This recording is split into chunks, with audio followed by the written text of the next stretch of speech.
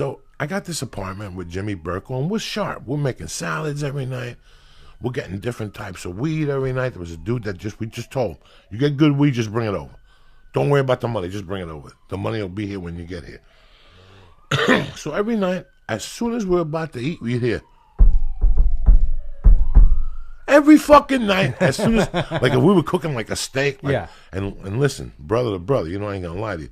I would get off the bus, and I would walk into City Market, and I would buy like a jar of peanut butter, but I'd have a pillowcase, and I'd take 2 steaks, a package of Oscar Mayer salami, a head of lettuce. I would pay for the head of lettuce. I would pay for the mayonnaise. I would take the 2 lobster tails, the 2 steaks, and I'd buy like iced tea mix. And I'd walk, and I'd go up and talk to the owner. How you doing with the lobster tails and the steaks in the bag? And I'd go home, and we'd cook fucking salad with Oscar Mayer with the Italian vinaigrette and the whole thing. I mean, we did this every night, the same fucking meal. That's how crazy I was. But every night, as we were going to go cutting the fucking steak, there was this guy, Ken. And he was from Kentucky.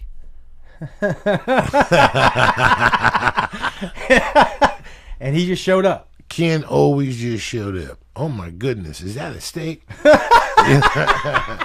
Last time I had myself a steak, it was a beautiful summer day, and he would just go on for, is that a bong? Is that, man, I haven't smoked marijuana in so long, my lips are starting to get, and he would have an anecdote for everything. Everything. And I would tolerate him because I'm a comic. You know, at that time I didn't know anything about comedy, but he made me kind of laugh. But my buddy didn't fucking like him at all. And he would always say, fucking Ken, what the fuck? You know, get the fuck out of here. And I go, you know. Yeah. So this went on. No one would knock on my door. That's crazy. No. He lived upstairs, and he always wanted to know what you were doing. Yeah. And he always invited you to something. Man, there's a party up in the bar with the band's cracking. Yeah, we'll go up there, pick up some bitches. But when you got up there, he always left his wallet at home. There was always a dilemma with Ken. There was a by the way. Ken didn't bother me at all. You know, there was times that he would come down, I cut the steak in half and give it to Ken. There was times he bothered him, you know, like he got my nerves by telling me a long story about Kentucky and shit. And this went on for about a year and a half.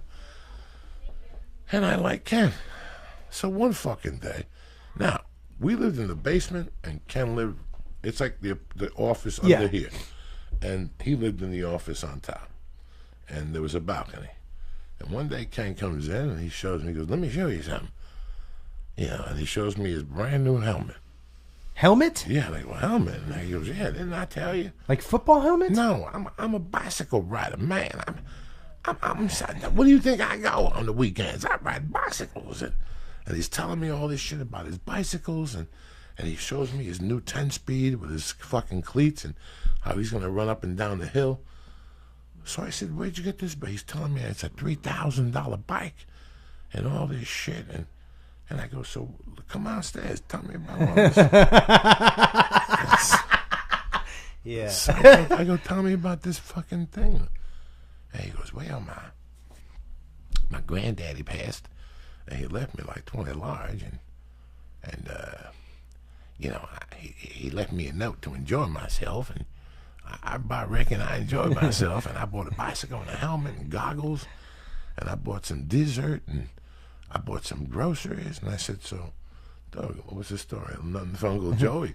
A little something, a bag of weed, something. I mean, 2 years. Yeah. This was just like, and I didn't, the other guy would get mad. Thought the guy could He's been coming to your place for 2 years. 2 years. Every fucking day at 6:30 on Sundays, and not even a rolling paper. And then he would go home to Kentucky. You wouldn't see him for a month. So I just asked him one day, I go, Kentucky, what's the story? You know, buy a bag of dope, bring it down. He's like, man, I can't do it. I only got like $800 left. I go, you got $10,800 left? He's like, oh yeah, I bought this badass jacket. I'm wearing it tonight. Right. And I'm like, oh really? I go, well, dog, get a steak for me and Jimmy. He goes, nah, man, those days are over. And he just blade out and insulted us. And Jimmy's like, we should just beat the fuck out of him. Let's let him go out. Oh, yeah, because he had that bike there, didn't he? No. I was going to take the rest of his dough. I know he was cheap and he wasn't going to take it all. He was going to hide it. And after because I had just insinuated to him that he should, Jesus Christ, buy a fucking bottle of beer. Yeah. And he got all offensive. And that's when he left. And I was like, look, you're right, Jimmy. He goes, I told you he's a piece of shit. I go, all right. And Jimmy didn't say nothing about it. I just said, all of a sudden, Jimmy's like, I had a rough week. I got to go to bed. I go, all right, go to bed. And I stayed up. I waited for this motherfucker to leave. It was a Friday night.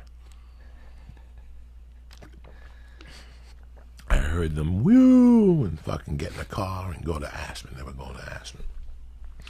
I went out there and made sure they got on the road. And I went right to work. I wanted to see if his windows were open. Nothing. The ones in the kitchen. I was like, God damn. I had to go around the back. He lived a level up. Thank God I was in shape. I took a couch. I put a chair on top of the couch. Did you go up the balcony? Oh, you know I did, motherfucker. I put a thing on top of that. And I fucking climbed up to the balcony, and sure as money, he left the sliding door open. Or maybe not. I think I had to go in there. I was that good in those days. If you had an apartment in that complex, yeah, I was getting in. I knew all the ins because I practiced on my own apartment. Who the fuck you think you're dealing with? Me and Jimmy was an engineer, so he gave me every angle. I had every way to get into every door. You practiced on your own apartment. Every door. I had every door down. Any door you had. We had a tool to get into any door in that complex, whether the key was on this side or the key was on that side. I had the master to the top. That's fucking genius. We knew how to slide the fucking door out. If you had 2 kilos or something, I'd slide the whole sliding window up. You know me. We knew all that. Like, we were prepared for all that. Plus, I had a dude. At that time, I was taking electrical courses. And there was a dude. Electrical courses? Yes. Like, for what? To be an electrician? I was going to Colorado Mountain College. And you had to take, like, history and a fucking math. And then you had to take, like, an elective. And my friend said, take the residential wiring, bro. You get a job at Aspirin Electric. And they paid like $10 an hour. So I got a job at Aspirin Electric. I did really well. I wired a house, and I got the job. And they put me on a truck with this dude from Minneapolis. And I started talking to the dude, man. And the dude was the real fucking deal, right? The guy used to take me to his house. Great wife, you know. From time to time, we'd smoke a joint, you know. What was I talking about? You were talking about breaking in to Kian's apartment. So we became friends, yeah. And whenever it was an electrical situation, I'd go to him. And he'd tell me exactly how to fucking kick a system down, what it was, you know, how to do it. I was in a different realm when I was up there at 19 because this was what I wanted to do. Yeah. And now, here I am in it. I was in it. I had 2 different ways to go in your house. The stuff around but I was shitting him where I lived. That was the first lesson I was learning that I was getting, there was, you know, there was A, B, C, D, then E, F. There was like 6, there was like 9 or 10 buildings. I was getting 1 person in every building. But they were all semi-coke dealers, so nobody could say nothing. Right. I wouldn't get them for a lot. I would set them up for like a 3-day boom, boom, boom, boom. Once ski season came, you're out of the house. Wait, you didn't take everything? Why? Well, who are they going to call if they're selling coke? So let's pretend you got 3 ounces of coke in the house. Yeah. I go to your house and take a ½ ounce of the clean stuff. So when you come back from skiing, you're like, what the fuck happened? I had that much time. So what'd you get out of Ken's apartment? So out of Ken's apartment, but Ken's apartment was tough. He knew. At that time, nobody knew what I was doing, but he had an idea. He fucking knew. He used to tell me, man, somebody around here is burglarizing these apartments. I don't know, yeah. And I would go, that's fucked up. And then I went into his pad. I mean, everywhere. The bicycle, I looked behind the bicycle, there was a pouch. Yeah. I looked everywhere. The closets. I went downstairs, and I'm like, fuck, I didn't look in the bathroom. And I went right back upstairs. I left the door open. because I would hear him, and I'd lock the door and then jump out his back thing. It wasn't, in those days, I didn't care about a 10-foot drop. I was only 195. I could do a 10-foot drop all fucking day. So I said, fuck it, let me go to his bathroom. I went into his bathroom, looked in the shower, looked in his slippers, the fucking door. I opened up the can. Nothing. He's got pills in that thing, but he's got those cans of Band-Aid. Yeah. A little can of Band-Aid, Lee. You know what I'm talking about? Yeah. Look at Lee. You don't even know. You know what the can of Band-Aid looks like. Now it's cardboard. Yeah. But back But in it was the like day, it aluminum. was metal. Yeah. No, The hard one. Yeah, they're the tin. And back in the day, they didn't have the tin. It just sealed. Yep. Bro, I opened it up. I looked in there, and there it was. Ben Franklin after Ben Franklin. How many? After 8 of them. But I knew it would break him. It was the last of his Did you Geeters. take it all? Every single dime. Now, if he would have bought a steak, I would have taken a deuce, just as tax, Wait, if he and bought closed the seal. Yeah. If he bought a steak, you still would have broke in? Sure, just to test my knowledge. You know what I'm saying? In those days, I told you, I was 24/7. I had to test my knowledge. Even my brother Lee, I would have gone into your room. He's got $2,000. All I need is $55. He ain't gonna bother. He ain't gonna bother me. Yeah. Shit. You know what I'm saying? He's my little dog. Look at him. So you got 800, and did he come down to the apartment? The next day with a piece of like Scotch tape.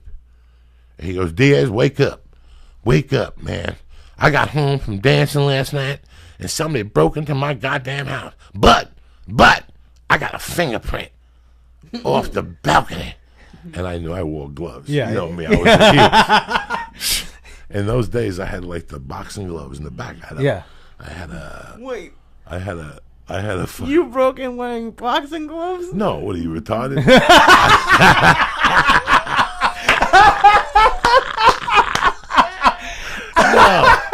No,